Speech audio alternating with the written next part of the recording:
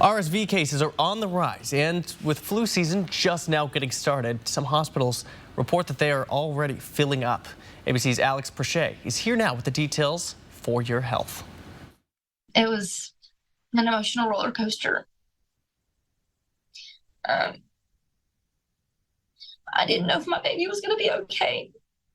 This morning, Texas health officials now sounding the alarm as cases of RSV are overwhelming emergency rooms. When we arrived at the Texas Children's emergency room, it was overflowing. Families like the Hughes, whose son Connor was diagnosed with RSV. So that's a patient checking in about every 3 minutes. In Fort Worth, Texas, officials at Cook County Children's say they've treated 240 RSV cases over the last week alone. Tiffany and Trice Adams had their preemies diagnosed with RSV a week apart and had to have them treated at different hospitals at first because of capacity issues.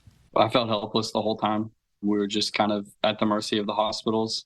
And, we were an hour apart. Experts say that respiratory illnesses like RSV have already taken hold in southern states and will likely spread north. A new shot to protect against RSV was approved earlier this year, but supply has been limited. A CDC health advisory last month recommended clinicians administer to the most vulnerable. This is concerning because while we're seeing the rise in RSV, we're limiting the ability for those kids that are vulnerable to RSV to get the protection they need. That concern's only heightened as doctors know that the so-called triple-demic season of RSV, COVID-19, and the flu is fast approaching. Unfortunately, all pediatric hospitals are bracing for impact. We are still very early on in the winter season.